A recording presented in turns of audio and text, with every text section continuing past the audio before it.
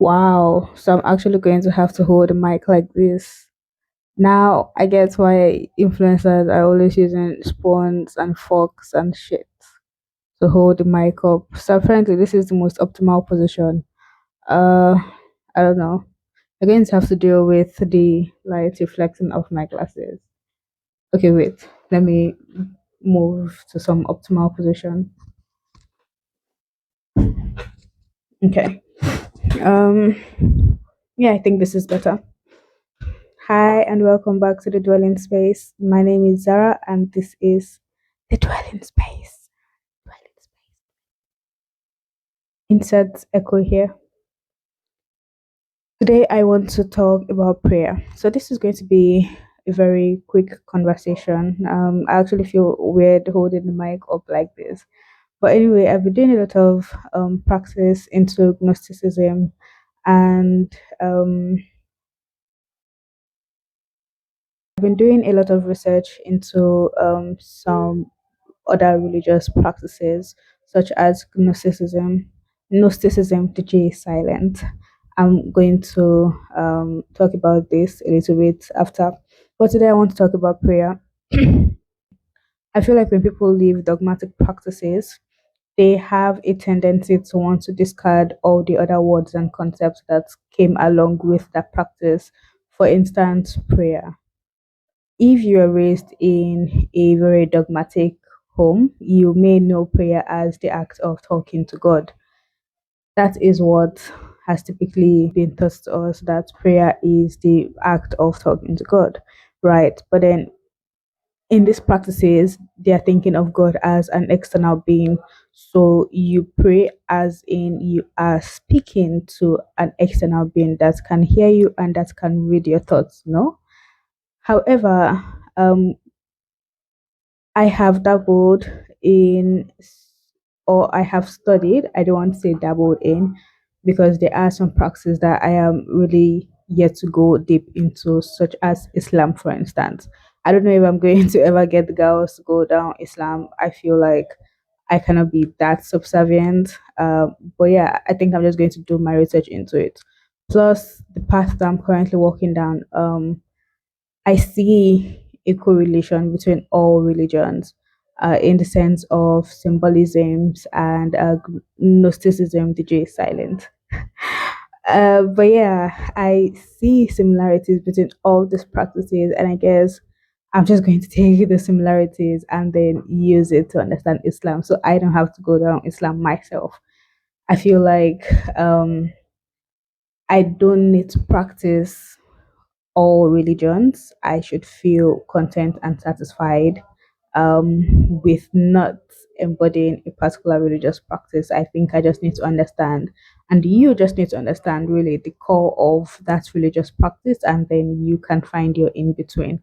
So let's go to prayer, which is one of these topics that you may struggle to use. Prayer actually means a conversation. And you may be thinking, okay, who is this conversation with? Okay, so prayer isn't necessarily a conversation between you and God. Prayer literally just means a conversation between humans, we as physical beings, and with any other beings that exist in the spiritual realm. For instance, if you are talking to angels, you are talking to demons, you are talking to your ancestors, you are talking to other deities. The act of conversing, that is prayer. And for prayer to occur, there has to be you and there has to be a recipient, because it is a conversation. But then eventually, when you transcend logos, then prayer becomes just a seamless conversation between you and the divine. It's not words, it's when you feel grateful, you embody the practice, you embody the emotion. That's to me is what prayer is. And Prayer literally just means a conversation. But majority of times when people talk about prayer, they are talking about, you know, praying for things, asking for things, requesting things, and for protection. Please protect me against my enemies who may want to see me fail at the moment when I am just about to succeed. Please protect me, and banish all energies that are not of my highest good. That is prayer. See, in this case, if I just say that, right, who is picking it up? Who is the one that I am directing that to? Who is the one I am saying to protect me? If I say I want money by next week, you have to direct that to someone. It is not the same thing as a soliloquy.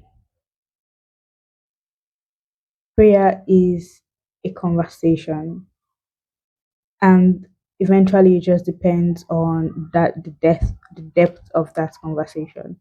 Like, are you requesting for things? Are you being grateful about something? Or are you just in that stage of prayer, of constant prayer, of gratitude? That is prayer. And I have seen prayer being used across multiple practices. For instance, Buddhists pray, Hindus pray, Christians pray, Muslims pray, Sufis pray, and Sufis, for instance, they are quite a Gnostic religion. It's Sufism is the Gnostic practice of Islam. So while Muslims believe that there is a heaven after death where the men get seven virgins as a reward. In Sufism embodies the prayer practice of Islam, roughly based on a rough idea I have. So don't quote me directly, but Sufis have, the same practice. Sufis are derived from Islam, so they have the same prayer practice as Muslims, and Muhammad and whatnot. They also use the Quran, I think, but it then goes deeper into saying no, there is no afterlife. But what Muhammad was trying to preach was that we need to turn inwards and find that God that exists within me. I aim to attain oneness with God. So I am not Zara anymore. I am just a divine vessel, a living divine vessel of God. So I am not Zara. I am not my ego. I just am experiencing bliss, and um, that is Gnosticism. I'm actually going to make another video on Gnosticism. I haven't gone deep into the concept yet. I'm currently listening to this podcast, the Chicago Gnostic University or Gnostic School, Gnostic something. I'm going to clarify the name, and I'm actually going to link the Spotify in the description below. So if you want to check that out, you can. Um, I highly recommend it. I highly recommend the podcast to everyone. So please check it out. You will be enlightened. Um, I mean, eventually, I'm sure there are going to be some separation in the sense that narcissism um, cuts across all traditions. So there is the Gnostic form of Judaism, which is Kabbalah.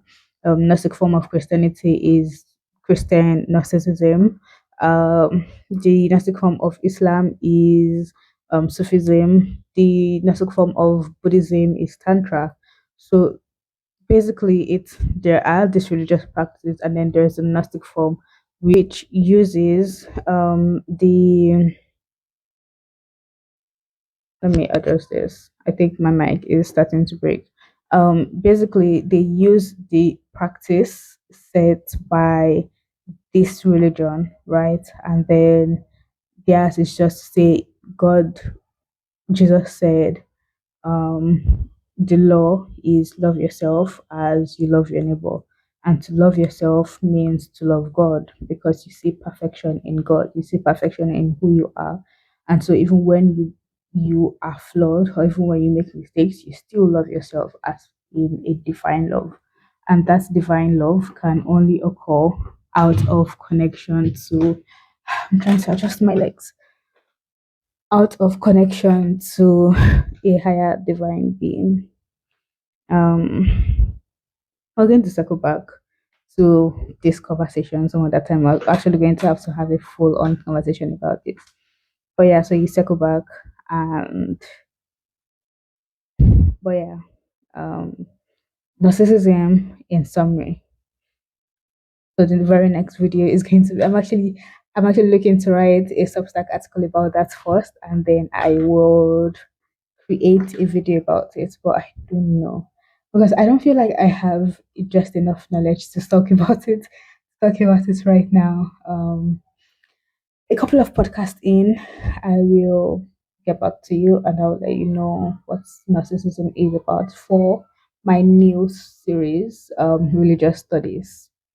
I don't know when I'm going to fix religious studies to come out for because it takes quite a long time for me to truly understand a practice. I have to understand it, and then in some ways, I have to put it into practice. But yeah, I'm definitely going to be creating a new series called Religious Studies that is in the works. As you can see on my Instagram, where I posted just a very brief summary of what narcissism is about.